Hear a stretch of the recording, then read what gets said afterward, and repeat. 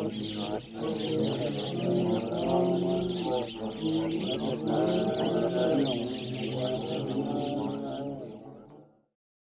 الله الرحمن الرحیم. الحمد لله والصلاة والسلام على سیدنا رسول الله و علی آله و اصحابه و من والاه. اما بعد، بینندگان از ارجمند شبکه جان شارجه، السلام علیکم و رحمت الله و برکاته. با امید اینکه موفق و مؤید باشید، برنامه امروز آموزش نور از راه دور رو آغاز میکنم. تلاوت امروز به حول قوه الهی آیه 23 از سوره کهف خواهد بود. با هم گوش می‌سپاریم به تلاوت این آیه و بعدش می‌پردازیم به احکام تجویدی این آیه. اعوذ بالله السمیع العلیم من الشیطان الرجیم ولا تقولن لشیء إني فاعل ذلك غدا. بله، آیه 23. ولا تقولن، قاف از حروف استعلاء، نون مشدد دو حرکت رو نمیدیم. لشیء اینی، تنوین بهش همزه اظهار حلقی. اینی نون مشدد دو حرکت رو نمیدیم. فاعل ذلك، تنوین بهش ذال اخفای حقیقی. غدا، غین از حروف استعلاء. غدا غدا، دقت کنید. غدا، غین از حروف استعلاء غلیظ تلفظ میشه. غدا مد عوض از تنوین. اینجا آیه کوچک هست و دنباله داره. اینی فاعل ذلك غدا الا ان یشاء الله واذکر. حالا این از احکام آیه 23. اما آیه 24 بعد از اعوذ بالله من الشیطان الرجیم، الا ان یشاء الله واذكر ربك إذا نسيت وقل عسى أن يهديني ربي لأقرب من هذا رشدا. بله، اینجا در مورد این آیه ولا تقولن لشيء إني فاعل ذلك غدا إلا أن يشاء الله، بهتر اینه که ما اینو به حساب وصل بکنیم، چون الا ادات استثناست و معنی اینجا دیگه کامل نمیشه، چون معنی به هم متصله. میگه ولا تقولن لشیء اینی فاعل ذلك غدا الا ان یشاء. میگه تو نگو وقتی که میخوای کاری رو انجام بدی فردا مگر اینکه خدا بخواد. بگی ان شاء الله. پس معنی به هم متصله. مثلا وقتی ما میگیم ولا تقولن لشیء اینی فاعل ذلك غدا، خب چی شد؟ معنی نیمه تمام قطع میشه. پس ما بگیم ولا تقولن لشیء اینی فاعل ذلك غدا الا ان یشاء الله. این گونه اگر باشه، ما وقتی که تنوین بعدش همزه میشه اظهار حلقی. الا ان یشاء الله، مد جایز منفصل، نون ساکن بهش یا ادغام با غنه. یشاء الله، مد واجب متصل، لفظ جلاله مفخم هست چون قبلش فتحه اومده. واذکر ربک، واذکر ربک، واذکر ربک. دقت کنید اینجا واذکر ربک، را ساکنه بعدش رای متحرک، ادغام متماثلین. واذکر ربک، واذکر ربک، یعنی انگار ما داریم یک رای مشدد رو فقط تلفظ میکنیم، نمیگیم واذکر ربک، نه، واذکر ربک. را ساکنه بعدش رای متحرک، ادغام متماثلین، یعنی بدون غنه هستش. واذکر ربک. را در ربک مفخم هست یا تفخیم هست، استعلا، حکمش استعلاست. اذا نسیت وقل عسى، قاف از حروف استعلاست. عسى ان یهدینی، مد جایز منفصل. ان یهدینی نونی ساکنش یا ادغام با غنه. اینجا دقت کنید، ان یهدینی. بعضی ممکنه بگن وقل عسى ان یهدینی، ممکنه یا تلفظ بکنن، این اشتباهست. ان یهدینی اینجا نیست. علی ان و قل عسى ان یهدینی با کسره نون، یهدینی بدون یا. ربی را حکمش استعلاست. لأقرب اینجا قاف قلقله میخواد و را هم حکمش استعلاست چون فتحه داره. من هذا نون ساکنش های دو چشم اظهار حلقی. رشد را حکمش استعلاست. رشد مد عوضی از تنوین. اینم از احکام آیه 24 از سوره کهف. اما آیه 25 بعد از اعوذ بالله من الشیطان الرجیم ولبثوا في كهفهم 300 سنين وازدادوا 9. بله آیه 25 ولبثوا مد تبعیض فی کهفهم 3 میم ساکنش ثا اظهار شفوی 300 سنین تنوین بر سین اخفای حقیقی وازدادوا 9 وازدادوا مد تبعیض 9 مد عوض از تنوین. اینم از احکام آیه 25. اما آیه 26 بعد از اعوذ بالله من الشیطان الرجیم قل الله اعلم بما لبثوا له غیب السماوات والارض ابصر به واسمع ما لهم من دونه من ولی ما لهم من دونه من ولی ولا يشرك في حكمه احدا. بله آیه 26 از سوره کهف. قل الله قاف از حروف استعلاء غلیظ تلفظ میشه. لفظ جلاله ترقیق هست، نازک تلفظ میشه چون قبلش کسره اومده. اعلم بما لبثوا مد تبعیض. له غیب السماوات های ضمیر مد صله صغراست. السماوات الف لام شمسی والارض الف لام قمری را ساکن قبلش فتحه اومده حکمش استعلاء و ضاد از حروف استعلاء. ابصر با قلقله میخواد. صاد از حروف استعلاء غلیظ تلفظ میشه. ابصر بهی را ساکن قبلش کسره اومده ترقیق است. بهی های ضمیر مد صله صغراست و اسمع مد تبعیض. ما لهم من دونه میم ساکنش میم ادغام شفوی. من دونه نون ساکنش دال اخفای حقیقی.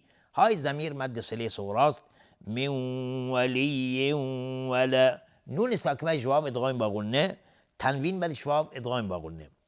ولا یشرک را اینجا ترقیق است چون کسره داره.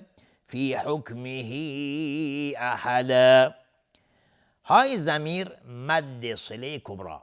های ضمیر مد صله کبراست چون بعد از های ضمیر همزه واقع شده و ما قبلا هم گفتیم که های ضمیر دو حکم داره. یا اینکه های ضمیر مد صله صغراست اگر بعد از های ضمیر همزه واقع نباشد و همزه واقع نشه، این میشه مد صله صغرا، به مقدار 2 حرکت کشیده میشه، مثل اونجا که ما گفتیم من دونه یا ابصر بهی.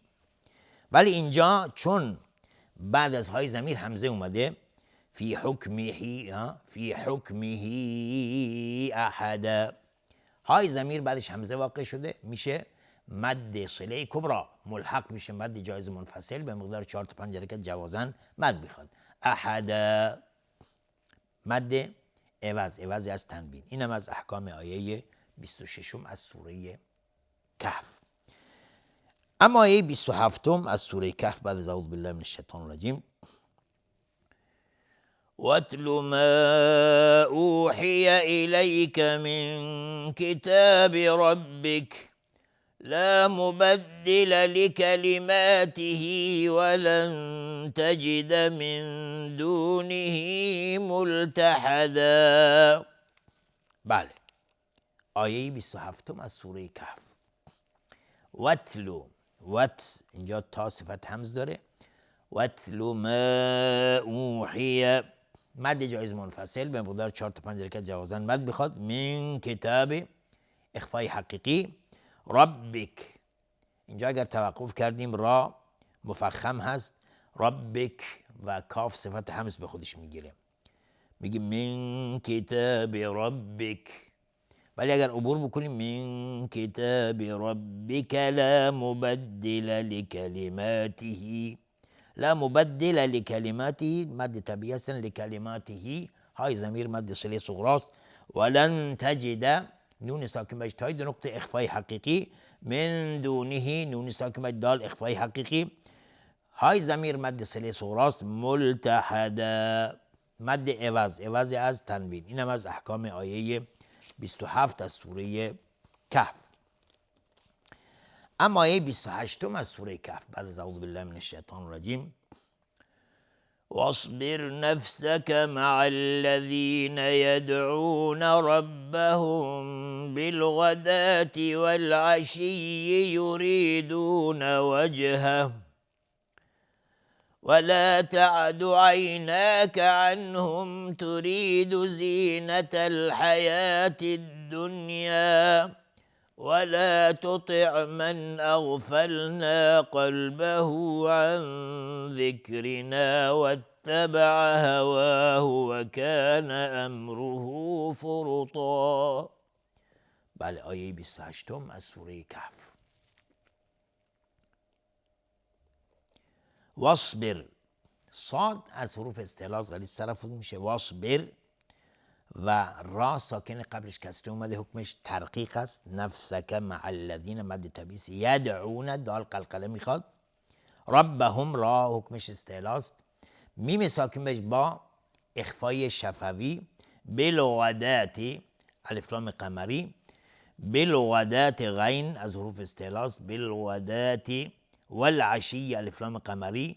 والعشی یریدون، والعشی یریدون. اینجا میتونیم بگیم والعشی مد تمکین. والعشی یریدون را ترقیق است. وجه اینجا جیم قلقله میخواد. اگر توقف کردیم وجه با سکونی ها. اگر بخوام عبور بکنیم والعشی یریدون وجهه ولا های ضمیر میشه مد صله صغرا. ولا تعد عیناک مد طبیعی عنهم تریدو. نون ساکن بهش حد چشم اظهار حلقی. میم ساکن بهش تای دو نقطه اظهار شفوی. تریدو را ترقیق است. زینت الحیات الدنیا الف لام قمری. الدنیا الف لام شمسی. الدنیا اینجا اظهار مطلق هست. الدنیا خارج از قاعده است که مثلا ما بگیم نون ساکن بهش یا ادغام با غنه است. نه، اینجا دنیا، سنوان، قنوان اینها از قاعده مستثنا هستند و بهش میگن اظهار مطلق. ولا تطع تا از حروف استعلاء غلیظ. من اغفلنا نون ساکن بعدش همزه اظهار حلقی. غین از حروف استعلاء است. قلبه های ضمیر مد صله صغرا است. عن ذکرنا نون ساکن بعد ذال اخفای حقیقی. ذکرنا را ترقیق است. واتبع هواه مد طبیعی است. و کان امره میم ساکن بعدش را اظهار شفوی. امره های ضمیر مد صله صغرا است. فرطا را مفخم هست چون ضمه داره. فرطا و تا هم از حروف استعلاء است غلیظ تلفظ میشه. الف هم تابع تا غلیظ تلفظ میشه. فرطا و فرطا مد عوضی از تنوین. و اینم از احکام آیه 28 از سوره کهف. اما آیه 29 از سوره کهف بعد از اعوذ بالله من الشیطان الرجیم: وقل الحق من ربكم فمن شاء فليؤمن ومن شاء فليكفر إنا أعتدنا للظالمين نارا أحاط بهم سرادقها وإن يستغيثوا يغاثوا بماء كالمهل يشوي الوجوه بئس الشراب وساءت مرتفقا. بله آیه 29 از سوره کهف. و قل الحق. قاف از حروف استعلاء غلیظ طرف میشه، الف لام قمری. قل الحق و قاف باز از حروف استعلاء. من ربکم، نون ساکن را ادغام بدون غنه. من ربکم. اگر توقف کردیم با سکون میم، اگر عبور بکنیم من ربکم فمن، میم ساکن فا اظهار شفوی. فمن شاء اخفای حقیقی، شاء مد واجب متصل به مقدار 4 تا 5 وجوبا مد میخواد. فلیؤمن و نون ساکن واو ادغام با غنه. و من شاء اخفای حقیقی، نون ساکن شین، شاء مد واجب متصل به مقدار 4 تا 5 وجوبا مد میخواد. فلیکفر. را مفخم هست چون ساکن قبل ضمه اومده. ان اعتدنا، نون مشدد دو حرکت غنه میدیم. ان مد جایز منفصل. اعتدنا دال قلقله میخواد. للظالمین، لام لام شمسی است و ضاد از حروف استعلاء غلیظ صرف میشه، الف تا به ضاد غلیظ. نارا احاطه، نارا احاطه. تنوین بهش همزه اظهار حلقی و را مفخم هست چون تنوین نصب روشه. نارا احاطه بهم سرادقها، میم ساکن بعد سین اظهار شفوی. سرا را مفخم هست و الف هم تابع را مفخم میشه. سرادقها. و این یستغیثوا، نون ساکن بهش یا ادغام با غنه. یغاثوا، غین از حروف استعلاء است. بماء کالمهل، مد واجب متصل. تنوین بهش کاف اخفای حقیقی. کالمهل الف لام قمری. یشوی الوجوه الف لام قمری. اگر توقف کردیم اینجا یشوی الوجوه میشه مد عارض السکون به مقدار 2 یا 4 یا 6 حرکت میتونیم مد بدیم. اگر عبور بکنیم میگیم یشوی الوجوه، یشوی الوجوه بئس الشراب میشه دیگه مد طبیعی. بئس الشراب الف لام شمسی. را حکمش استعلاء است و الف هم تابع را استعلاء میشه. و ساءت مرتفقا، ساعت مد واجب متصل به مقدار 4 تا 5 حرکت وجوبا مد میخواد. مرتفقا، را ساکنه قبل ضمه اومده حکمش استعلاء میشه. مرتفقا و قاف هم از حروف استعلاء غلیظ تلفظ میشه، الف هم تابع قاف غلیظ تلفظ میشه. مرتفقا مد عوض، عوض از تنوین. اینم از احکام آیه 29 از سوره کهف و با این حکم رسیدیم به پایان این برنامه. امید است این برنامه تا اینجا مورد توجه و استفاده همیشه میزان قرار گرفته باشه. تا دیدار دیگر و برنامه دیگر همه شما یاران رو به خداوند بزرگ میسپارم. آخر دعوانا ان الحمدلله رب العالمین و السلام علیکم و رحمت الله و برکاته.